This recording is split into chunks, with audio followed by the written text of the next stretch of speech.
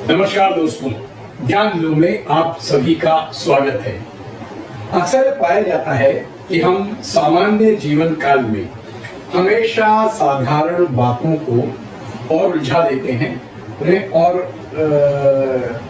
कठिन बना देते हैं। यहाँ तक कि हम सभी अपने जीवन काल में सामान्य ज्ञान का उपयोग करते ही नहीं हैं। वो कहते हैं ना, common sense is not so very common. It's not common. दोस्तों, मैंने बहुत बार मेरे छात्रों को और निवेशक संगोष्ठी में, सेमिनार में यह बात हमेशा कही है और मैं आप सबके साथ ये बात आज साझा करने जा रहा हूँ। एक बहुत मजेदार चीज है जो मैं आपको बताने जा रहा हूँ, जिसे मैं लक्ष्मी की परिभाषा कहता हूं, लक्ष्मी का फंडा। चूंकि ये वीडियो पारस्परिक संवाद अर्थात इंटरैक्टिव नहीं है, बातचीत मैं आपसे नहीं कर सकता, फिर भी मैं कुछ प्रश्न करूंगा, आप सब उसका उत्तर अपने दिमाग में ही बोलें या किसी पेन पेपर में लिख के रखें। और मैं जो उत्तर आपसे चाह रहा हूं दोस्तों, मुझे पूरा विश्वास है कि वो अंत में ही आएगा। तो दोस्तों, आ जाते हैं मेरे प्रश्न में। दोस्तों, मुझे ये बताएं कि लक्ष्मी का अर्थ क्या होता है, अर्थात हम लक्ष्मी किसे कहते हैं, इसका पर्यायवाची शब्द क्या है। समान शब्द पैसा, रुपया, धन, दौलत, सोना। मैं जानता हूं दोस्तों, ये सारी बातें आपने सोच ली होंगी। चलिए मैं बताता हूं दोस्तों, लक्ष्मी हम हमारे घर में हमारी माँ, बहन, बेटी को भी कहते हैं। सही कह रहा हूं ना? ठीक है, तो अब बताएं, जब कभी भी आपने अपनी बहन की शादी की हो, बेटी की शादी की हो, या आने वाले करने जा रहे हो, तब दोस्तों आपने क्या देखा, अर्थात जब तलाश की तो आपने क्या क्या चीजें देखी। लड़का पढ़ा लिखा है कि नहीं, परिवार वाले कैसे हैं, क्या करते हैं, उनका व्यवहार कैसा है, उनका परिवार कितना अच्छा है, उनके संबंधी कैसे हैं, आप ही के शहर में है कि नहीं। अनगिनत बातें, यहाँ तक कि बड़े व्यापारिक परिवार गुप्तचर अर्थात जासूसी सेवाएं भी लेती हैं और ठोक बजा के पता करते हैं कि परिवार कैसा है। जिस घर में मैं मेरी बेटी का हाथ देने जा रहा हूँ, बहन का हाथ देने जा रहा हूँ, क्या वो जगह ठीक है कि नहीं। दोस्तों, क्या हम सिर्फ पंडित जी या किसी मित्र के कहने पे हमारी बहन का, बेटी का हाथ किसी दूसरे व्यक्ति के हाथ में देते हैं? तो दोस्तों, जैसा मैंने कहा कि क्या किसी पंडित जी, मित्र के कहने पर हमारी बहन बेटी का हाथ किसी और व्यक्ति को देते हैं? नहीं ना, हम ऐसा नहीं करते। तो दोस्तों, जैसे हम हमारी बहन बेटी के विवाह के समय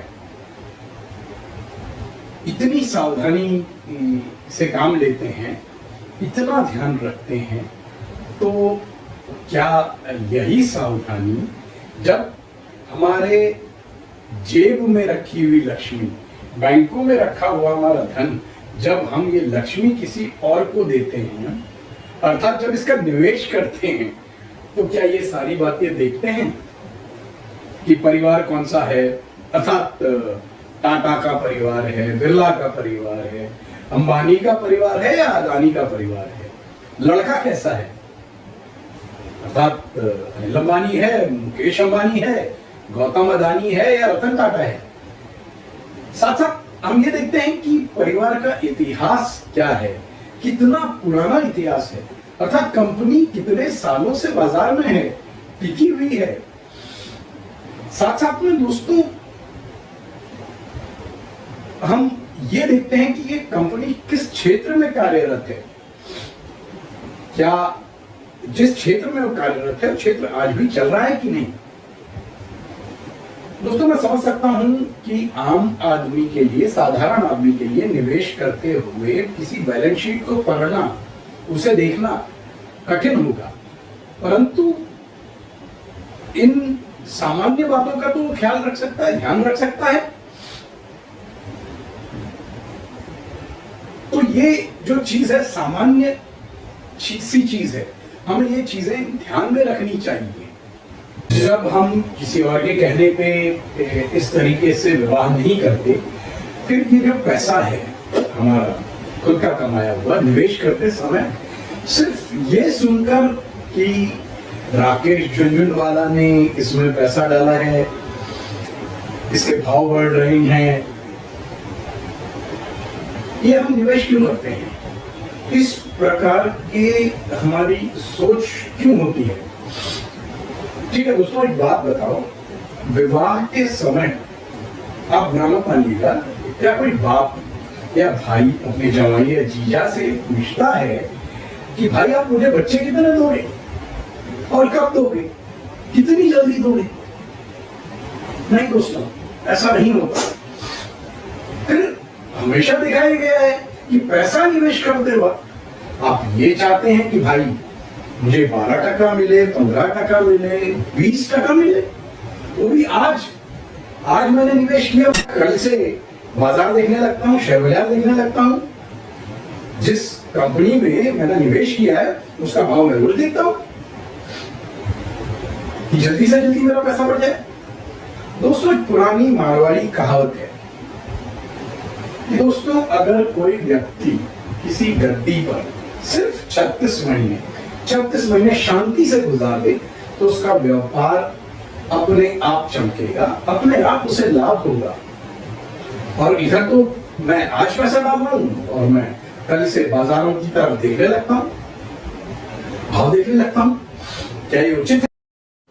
इसलिए दोस्तों, समझदार बनिए और पैसा निवेश करते समय इन सभी साधारण बातों का ध्यान रखो। आपको कभी नुकसान नहीं होगा, आप कभी मुश्किल में नहीं आएंगे। साथ ही दोस्तों, क्योंकि आज रक्षा बंधन है, आप सभी को इस पवित्र बंधन की अनेक अनेक शुभकामनाएं। मैं आशा करता हूं कि आप सभी आज, जैसा मैं जान रहा हूं, समझ रहा हूं कि हम सभी को आज करीब 1.5-2 वर्षों बाद यह समय प्राप्त हुआ है कि हम हमारे पूरे परिवार के साथ मिलकर इस त्योहार को मनाएं। बड़ा पवित्र मौका है, अच्छा समय है। आप सभी से मेरी विनती है, खुशी खुशी उल्लास के साथ आप ये त्योहार मनाएं और हमेशा स्वस्थ रहें, सुरक्षित रहें। नमस्कार।